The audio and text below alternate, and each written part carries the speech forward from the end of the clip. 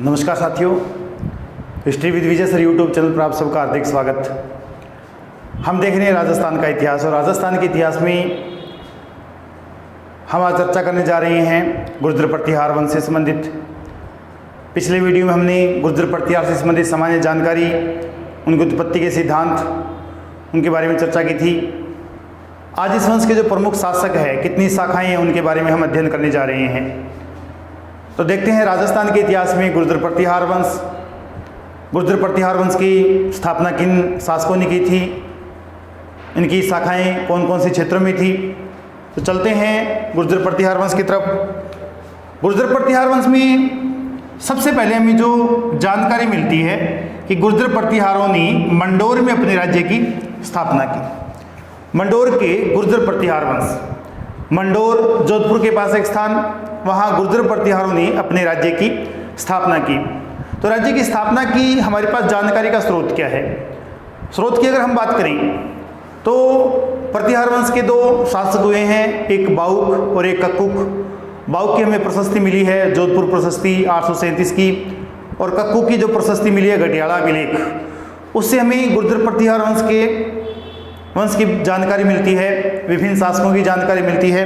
861 से पहले के जितने भी शासक हुए हैं गुर्जर प्रतिहार वंश में, तो वो जानकारी का स्रोत है मोहनोत नैणसी, राजस्थान के प्रसिद्ध इतिहासकार। इन्होंने गुर्जर प्रतिहार वंश की 26 शाखाओं का उल्लेख किया है कि राजस्थान में विभिन्न स्थानों से इनकी 26 शाखाओं के हमें प्रमाण मिले हैं। तो ये जानकारी देते हैं मोहनोत नैणसी। कई बार क्वेश्चन पूछ लिया जाता है कि गुर्जर प्रतिहार वंश की कितनी शाखाएं थी, या फिर और भी जो जैसे चौहान वंश है या फिर गुहिल वंश है, उनकी शाखाएं कितनी हैं। तो इस प्रकार के क्वेश्चन पूछ लिए जाते हैं। तो मोहनोत नैणसी ने गुर्जर प्रतिहार वंश की 26 शाखाओं का उल्लेख किया है, जिसमें मंडोर इनका मूल निवास स्थान बताया गया है।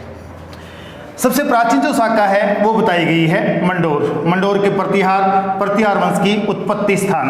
तो यहाँ हमें जो जानकारी मिली है, जोधपुर में 837 ईस्वी और घटियाला में 861 ईस्वी के जो शिलालेख मिले हैं, वहाँ से हमें जो जानकारी मिली है कि मंडोर में एक हरिश्चंद्र नाम से ब्राह्मण रहता था, रोहिल सिद्धि वंश का ब्राह्मण था हरिश्चंद्र, रोहिल सिद्धि वंश का। उसके दो पत्नियाँ थीं। इसकी दो पत्नियाँ थी, एक थी ब्रह्माणी पत्नी, ब्राह्मण पत्नी थी, एक थी क्षत्राणी, दो पत्नियां थी। जो ब्राह्मणी पत्नी है, इसके उत्पन्न पुत्र हुए तो उन्हें कहा गया था ब्राह्मण प्रतिहार। ब्राह्मणी पत्नी से उत्पन्न पुत्रों को ब्राह्मण प्रतिहार कहा गया, और क्षत्राणी पत्नी से उत्पन्न पुत्रों को क्षत्रिय प्रतिहार कहा गया। ये जो क्षत्राणी पत्नी है, इसका नाम था भद्रा। क्षत्राणी पत्नी का नाम था भद्रा, और क्षत्राणी पत्नी के 4 पुत्र उत्पन्न हुए। 4 पुत्र कौन कौन से हैं? एक है भोगभट, एक है कद्दक, एक रज्जिल, एक दद्द या दह। 4 पुत्र है, भोगभट है, रज्जिल है, कद्दल है, दद्द है, दह है। ये 4 पुत्र है। चारों भाइयों ने मिलकर मंडोर में प्रतिहार वंश की स्थापना की। चारों भाइयों ने मिलकर मंडोर में प्रतिहार वंश की स्थापना की, और इन्होंने प्रतिहार वंश की जो स्थापना की मंडोर में की, मंडोर में अपने राज्य का निर्माण किया। इसमें से जो दद्द है ये चला गया भड़ोच, क्योंकि इनकी अलग अलग शाखाएं हैं, और यहाँ उल्लेख भी किया गया है मोहनोत नैणसी द्वारा कि हमें 26 शाखाओं का उल्लेख मिलता है। तो यहाँ भोगभट है, कद्दक, रज्जिल है, दद्द है। दद्द या दह ये चला गया भड़ोच, इसमें भड़ोच में जाके अपने राज्य की स्थापना की। बाकी जो 4 भाई इन्होंने मंडोर में राज्य किया, मंडोर में इन्होंने अपने राज्य की स्थापना की। चारों भाइयों ने मंडोर में गुर्जर प्रतिहार वंश की स्थापना की। अब पहले जो शासक बताए गए हैं, जैसे ये दद्द तो चला गया भड़ोच, इसमें भड़ोच में जाकर गुर्जर प्रतिहार वंश की स्थापना की। भोगभट है, कद्दक है, रज्जिल है। रज्जिल यहाँ का मुख्य शासक बना, और इस वंश का जो 10वां शासक मिलता है वो मिलता है सिलुक। मंडोर की प्रतिहार शाखा का 10वां जो शासक है वो हमें मिलता है सिलुक, और इसने वल्ल क्षेत्र अर्थात गुजरात, वल्लभी क्षेत्र में इसने अपने राज्य का विस्तार किया, और वहाँ का जो स्थानीय शासक था देवराज, उसे परास्त किया। सिलुक ने वल क्षेत्र के शासक देवराज को परास्त किया। इसके भी 2 पत्नियां थीं।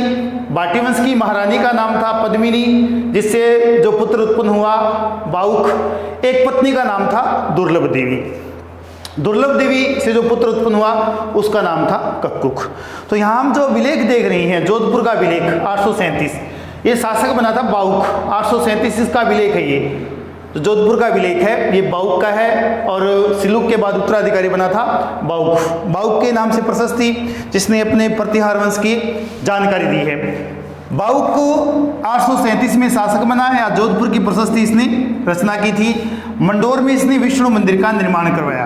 बाउक जब शासक बनाया, बाउक की जो प्रशस्ति 837 में हमें मिलती है उसमें ये जानकारी मिलती है कि इसने मंडोर में विष्णु मंदिर का निर्माण करवाया और प्रतिहार वंश की जानकारी भी हमें मिलती है।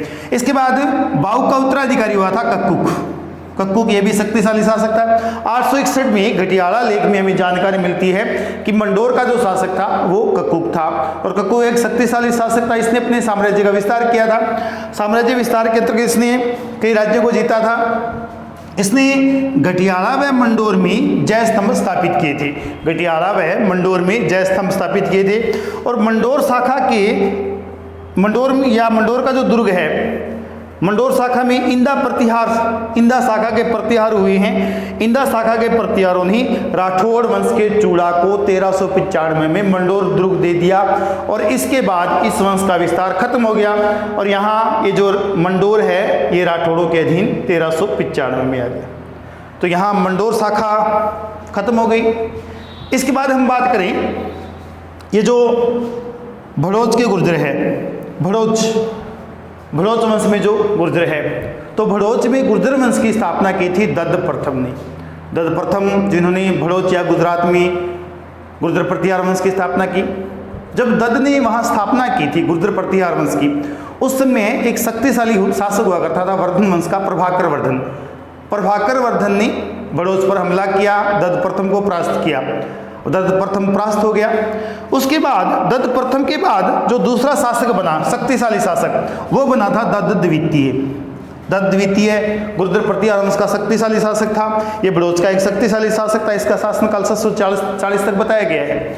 जब ये भड़ोच का शासक था तो इसका समकालीन शासक गुजरात का शासक हुआ करता था ध्रुवसेन। वल्लभी का शासक हुआ करता था ध्रुवसेन। ध्रुवसेन भी शक्तिशाली शासक था। लेकिन जब दोनों शासक थे, एक भड़ोच का शासक है, एक वल्लभी का शक्तिशाली शासक है, उस समय भारत का सम्राट हुआ करता था हर्षवर्धन। हर्षवर्धन ने वल्लभी पर हमला किया और ध्रुवसेन को परास्त किया, वल्लभी पर अधिकार कर लिया। अब जब ध्रुवसेन पर हर्षवर्धन ने हमला किया तो हर्षवर्धन के भय से ध्रुवसेन ने अपनी राजधानी वल्लभी को यहाँ से छोड़ा और ये चला गया भड़ोच। भड़ोच में शासक है दत्त द्वितीय। दत्त द्वितीय ने हर्षवर्धन से बात की और हर्षवर्धन से इसका राज्य इसे वापस दिलवाया, वल्लभी का राज्य वापस दिलवाया। इसकी जो जानकारी मिलती है दत्त द्वितीय की, वो हमें 640 के आसपास तक की मिलती है। इसके बाद दत्त द्वितीय भड़ोच वंश का अंतिम शासक जिसकी जानकारी मिलती है जयभट्ट चतुर्थ नाम से शासक था। जयभट्ट चतुर्थ इस वंश का अंतिम शक्तिशाली शासक था। 735 के बाद अवंती के प्रतिहारों ने भड़ोच को अपने अधीन कर लिया और ये जो अवंती या उज्जैन के प्रतिहार है ये गुर्जर प्रतिहारों में सबसे शक्तिशाली थे। और इन्हीं में से आगे हम पढ़ेंगे जैसे नागभट्ट प्रथम है। नागभट्ट प्रथम रज्जिल का पोता था। नागभट्ट प्रथम ने मेड़ता में अपने राज्य का निर्माण किया था। उसके बाद उसने कन्नौज की तरफ अभियान किया था और कन्नौज पे लगभग 150-200 साल तक युद्ध हुआ, भयंकर युद्ध हुआ, जिसमें एक तरफ पाल वंश के शासक थे, एक तरफ में दक्षिण के राष्ट्रकूट वंश के शासक थे। बड़ा शक्तिशाली ये इतिहास है गुर्जर प्रतिहार वंश का, बड़े शक्तिशाली शासक है ये। तो यहाँ हम देख रहे हैं मंडोर के शासक, मंडोर के शासकों की जो शाखा है उसका जो हमें इतिहास मिलता है वो 1395 तक मिलता है। 1395 में इंदा शाखा ने मंडोर को राठौड़ चूड़ा को दे दिया दहेज में। इसके बाद हमने अभी देखा भड़ोच के गुर्जर प्रतिहार वंश जिसमें दत्त प्रथम था, दत्त द्वितीय था। दत्त द्वितीय शक्तिशाली शासक था और भड़ोच के गुर्जर वंश में एक अंतिम शासक हुआ है जयभट्ट चतुर्थ। उसके बाद अवंती के प्रतिहारों ने भड़ोच को अपने अधीन कर लिया और एक समय था कि उत्तर भारत का जो पूरा राज्य है ये गुर्जर प्रतिहारों के अधीन रहा था। और यहाँ पे एक विदेशी यात्री आया था, सुलेमान अल मसूदी भी आया था। उसने कहा था कि भारत के उत्तर में या उत्तर भारत में शक्तिशाली जो राजवंश है वो है गुर्जर प्रतिहार वंश। तो इनके बाद हम पढ़ेंगे मेड़ता के, उज्जैन के, कन्नौज के गुर्जर प्रतिहार वंश। आज के लिए इतना ही, मिलते हैं अगले वीडियो में। तब तक आप सबका बहुत बहुत धन्यवाद।